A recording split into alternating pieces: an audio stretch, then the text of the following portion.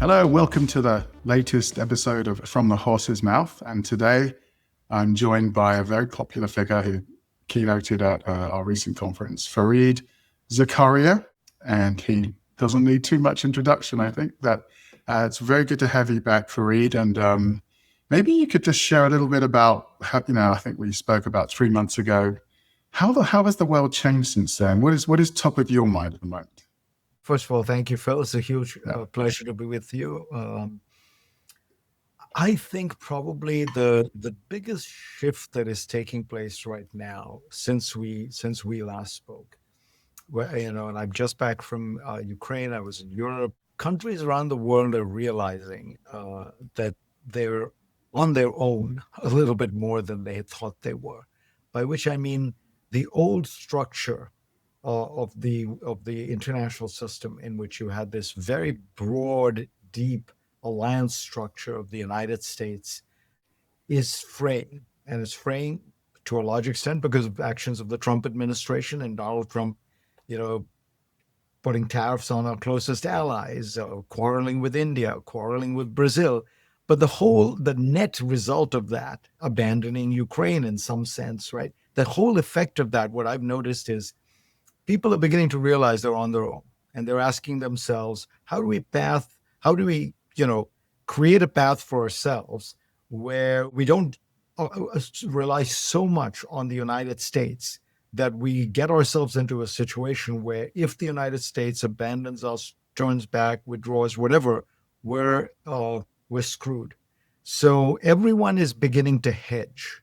Now, that doesn't mean that they're turning away from America or becoming anti-American. I think that overdoes it.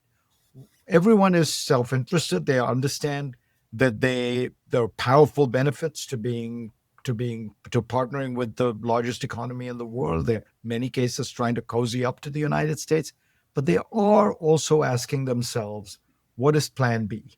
What is the way in which we kind of make sure we're okay? Now, this becomes very difficult in one crucial area, which is one that you care a great deal about, which is tech.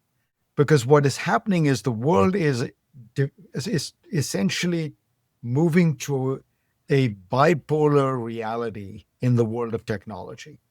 The global economy continues to be fairly integrated. Globalization's death is much, much overhyped. The reality of global trade is very omnipresent. But in the high tech arena, we are moving into a Cold War and a bipolar world where there are going to be basically two tech stacks. One is going to be Chinese and one is going to be non-Chinese. I don't want to call it American.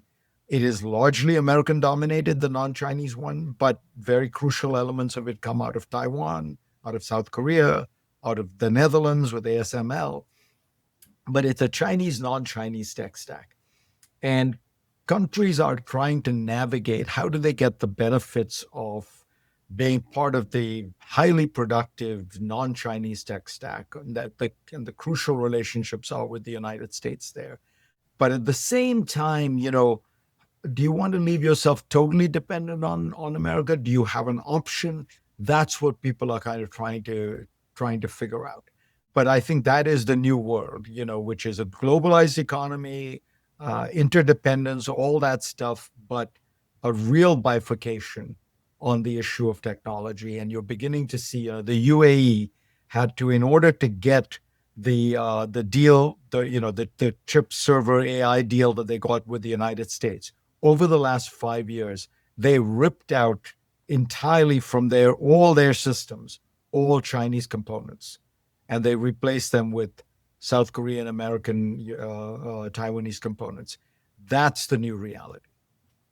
Yeah, absolutely. And it was significant when we saw Jensen Huang and Nvidia have to buy a big chunk of Intel this week because the Chinese government is now blocking their own companies using Nvidia chips. So, I mean, they may have not gone particularly noticed, but that was a big development as well because Nvidia is an incredibly powerful player in the semiconductor market. So.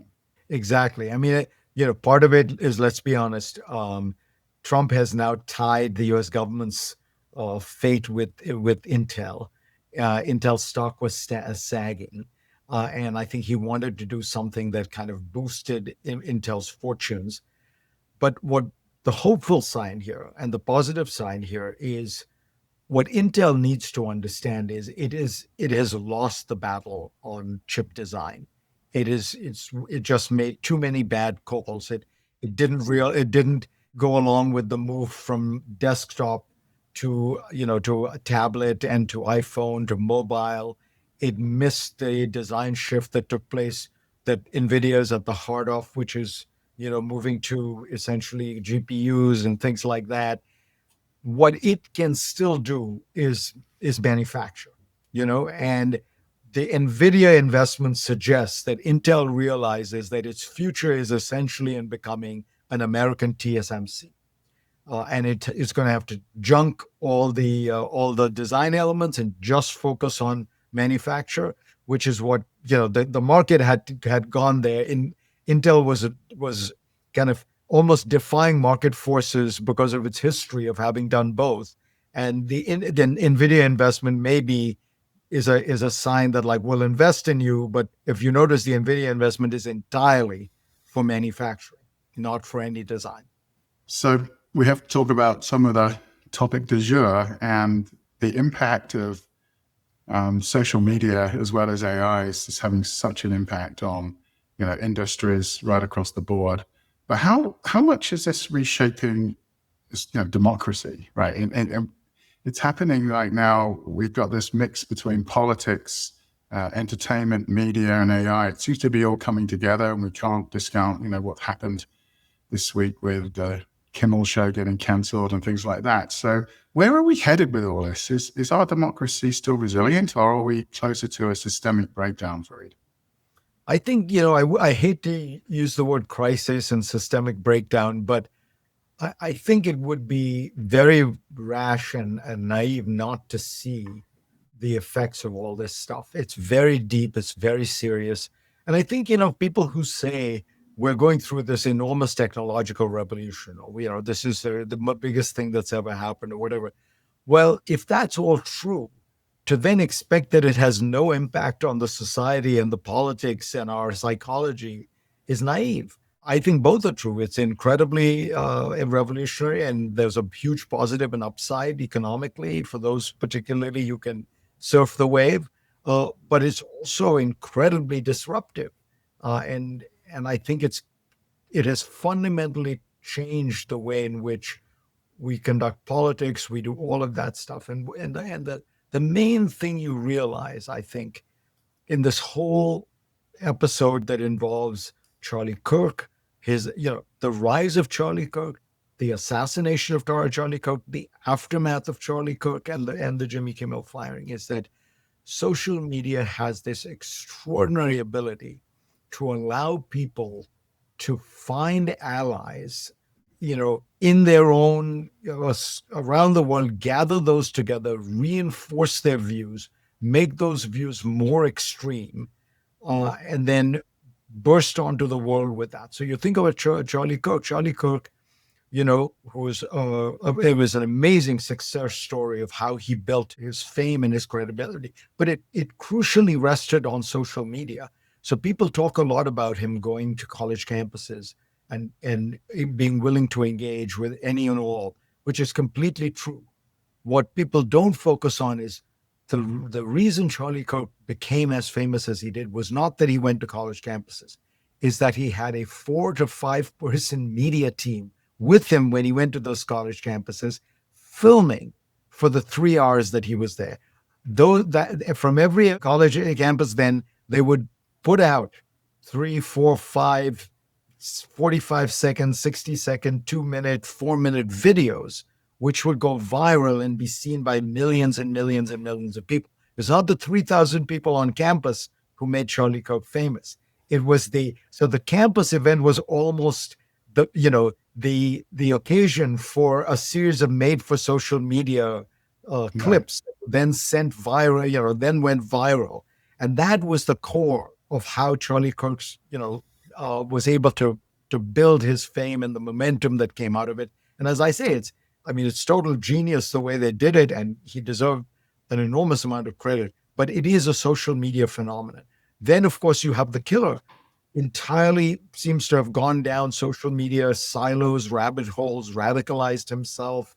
Then you have the aftermath, in which each side, because they're only talking to themselves, become more and more extreme in their reaction. Like nobody, I would argue, very few people would, in a face-to-face encounter with a small group of people, say something as gross as, the guy was killed, good riddance, kind of celebrate that death. But if you have a pseudonymous Twitter handle and you're talking to your group of followers online, somehow it becomes much easier to say things like that. I've been attacked a lot on social media over the years. I've almost never been attacked in person. Very few people come up to you at an airport and say, I hate you, I hate what you write. But people feel very free to say that online, particularly on Twitter and on X, because the handle is often fake or pseudo, it's a pseudonym or something like that. So you have the shield of anonymity. And that, I think, has created a whole new politics that has come out of this. And I think it has radicalized the political parties, it's radicalized media, it's radicalized our responses to each of these events. And I think it makes democracy very hard, because at heart, democracy is about compromise. Right? Democracy is fundamentally a way of engaging in politics that says, you and I disagree. We will not kill each other. We will not harm each other physically. Instead, we will navigate and negotiate this in a democratic framework, which means I'll get probably half a loaf and you'll get half a loaf over time. And we'll have to be content with that. Yeah. Well, it's incredible how the social media algorithms are evolving. We saw what happened with Musk, obviously buying X and really helping to drive the outcome of the last general election, presidential election. And now we've just seen TikTok, which is incredibly powerful. Now it feels like the algorithm could be owned by the Chinese. I mean, the people who are owning these social media algorithms are wielding incredible power, right? Oh, yeah. I mean, I think that this is probably the greatest political power that non-politicians have ever held, because it is, it's much more, I think, much more powerful than the power that people had when they owned a CBS, in the glory days. Because what people forget is the key is that in the old days, if you owned CBS, you had 40, 50 million people watching. There was a bunch of liberals, conservatives, independents, centrists. You had to present a pretty broad, some might even say mushy middle ground in your views, because you knew you had to cater to all these people. The thing about the algorithms is you can slice and dice. And you can slice and dice, and you can push, people in one direction or another by what they see on their feed. So I think you're absolutely right, Philip. People have not thought about this. Now, the people who have the algorithms will say, we're powerless. We just do, we're just trying to max. But the choices you make, the choices that Facebook and Instagram make about how they want to engage you and what deepens the engagement have a very powerful political effect, because we know that, for example, anger and hate are very viral phenomena, and that the more you press those, the more you're going to produce a certain kind of political effect. I think that we have fundamentally misunderstood the power of these algorithms. I think they should be regulated more. I think it's very, I don't want to say dangerous, but it is. It strikes me as very unusual to allow the Chinese to continue to own the TikTok algorithm in the way that the Trump administration is doing. I think that from what I can tell of the deal, the Chinese are getting everything they want. And all that's happening on the U.S. side is a bunch of rich people are going to be able to, recoup their investments or make money off their investments. You've created a more liquid market for U.S. holders of TikTok, but you haven't fundamentally addressed the criticism that was at the heart of the ban, which is that the algorithm is owned by entities that are completely beholden to the Communist Party of China, which remains true. So let's flip the conversation to, I think, the younger folks of today. We spend a lot of time in New York, right? And you can see the cost of living is out of control. These kids, over half their income goes on rent. Is the American dream still alive for young professionals, Brie? I think you put your finger on exactly the issue, which is I think the American dream is actually alive in the sense that the US is navigating these periods of extraordinary change better than any country in the world. I mean, our per capita income is high, rising. It's at this point 50% higher than many European countries. As you know, Phil, we've talked about this. The per capita income of Britain is today lower than the per capita income of Mississippi and Alabama, the poorest states in America. So Britain would be the 51st state of the United States, but the 51st poorest state were to join the American Union. The same is true of Germany, of France. Same is true of Japan. Same is true of almost every country in the advanced industrial world, with the exception of some of the small Northern European countries. But I think in urban America, which is the engine of economic growth, let's not forget most of the growth in the United States essentially comes out of 50 metro areas in America. In urban America, you have basically a crisis of affordability along three dimensions: housing, healthcare, and education. Which for a young professional, the first one that hits you usually is housing as you go into the workforce. The one that you are carrying with you is education. And the third one is healthcare, which is if you're not part of a large company, particularly if you're in the gig economy, if you're trying to start your own thing, you have. And those are, very powerful kind of depressants or to this idea that America is doing well, right? Because you have this huge crisis of affordability. To me, what's really interesting about that is all three of those areas are places where you have very weird non-market activity, with the government playing a huge role and distorting markets, right? So housing, the single biggest reason you cannot build more housing is there is a huge amount of zoning that makes it difficult, large number of regulations, lots of things like environmental reviews. So housing is a market massively distorted by government regulation. Healthcare and education, I don't even have to explain. The government is the consumer, the regulator, the financier. So in all three of those cases, we've created markets that are much less efficient at doing what markets do best, which is producing supply when there is demand, you know? And I think at least two of them you could solve very easily. Housing, it's frankly trivial. You just get rid of a bunch of those, you just relax a lot of the NIMBYist regulation, relax a certain amount of the things that make it very difficult or expensive to build. I think with education, similarly, you are allowing a great deal of cartels and price fixing and things like that, which I think you could easily get rid of. There's a lot of credentialism that you don't need. You could, allow a lot more community colleges. You could allow a lot more competition, price competition. Healthcare is genuinely complicated, and we can get into a much longer conversation. But the key thing to understand is we just need to increase supply in all of these areas. That is what is holding back the ability for people to feel that life is affordable, because you just have too many constraints on supply.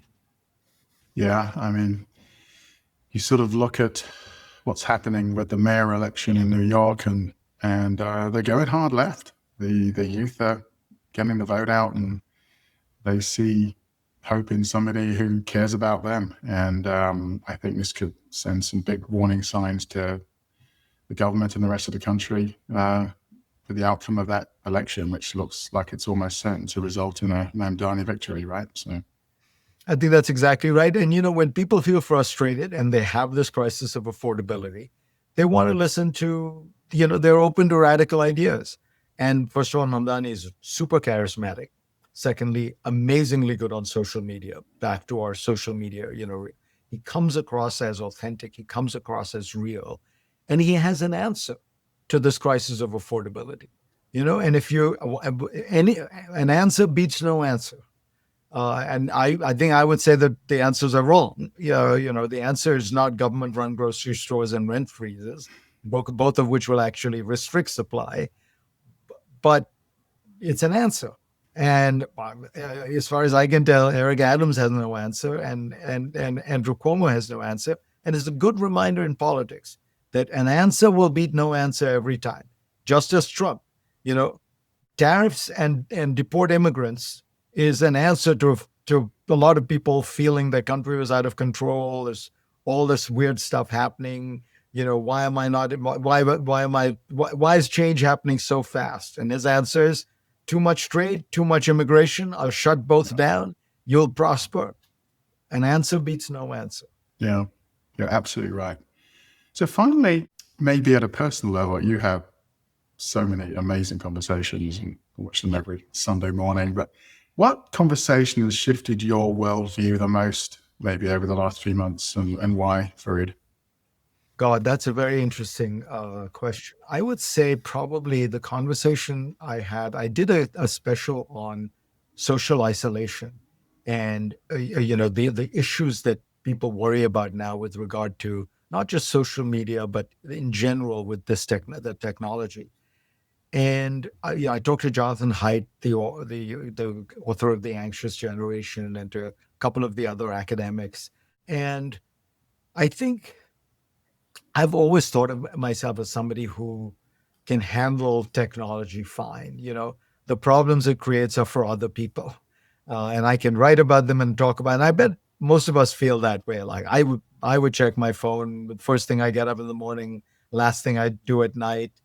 I would say to myself, I'm immune from all these things because to a large extent, I say to myself, I'd read a lot on my phone. So I think, well, that's not. I'm just using the phone as a tablet. But the more I've been thinking about it, and the more I've talked to those conversations, and recognizing the effect that these things have on your brain and on your the dopamine rush, the reality that you may be reading, but you're one click away from checking your email, from getting those messages. And even when you're reading, there is a kind of short-termism to the way you read because you can flip between things. And it has made me realize that two things. One, that this is actually a very powerful way of rewiring your brain almost. And I'm trying to spend more time doing deep reading and deep thinking, spending time where I'm really focusing in on the thing that I'm trying to understand or appreciate. Sometimes with just books, sometimes with paper, sometimes, I'm scheduling time to just think and ask myself what, it's a very, very useful thing to do when you have so much of this other stuff, is to stop being reactive. I'm sure you've gone through days, Phil, where you're at the end of the day, you've answered every email and text, and you ask yourself, what did I want to do today? Not how did I react to what everybody else wanted me to do, but what did I want to do? So to set yourself some strategic goals and ask like so that's one piece of it. And the second piece has been more in-person contact. I mean, I hate to make it sound like so clinical, but we're doing a lot more with my team of in-person.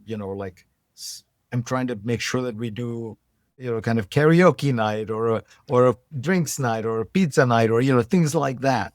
With friends, I'm trying to do more in person where you're actually spending time with the person, because I think that human contact is the thing that human beings are social creatures.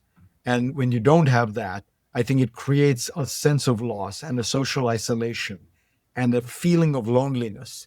And that feeling of loneliness is not overcome by texting your five best friends. You're still there's a barrier there. There isn't that human connection, you know? So I've become much more self-aware about how to do something about these technologies.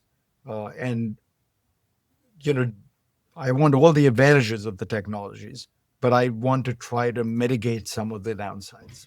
Yeah, no, you are so right.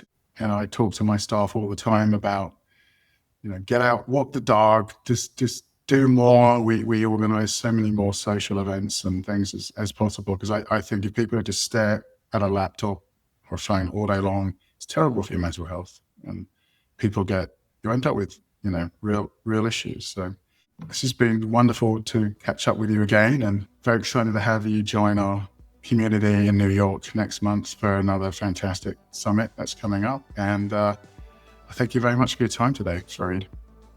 Always a pleasure to talk to you. Yeah. Thank you.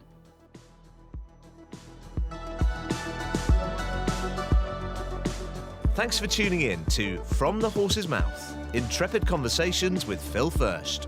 Remember to follow Phil on LinkedIn and subscribe and like on YouTube, Apple Podcasts, Spotify, or your favorite platform for no-nonsense takes on the intricate dance between technology, business, and ideological systems. Got something to add to the discussion? Let's have it. Drop us a line at fromthehorsesmouth@hfsresearch.com or connect with Phil on LinkedIn.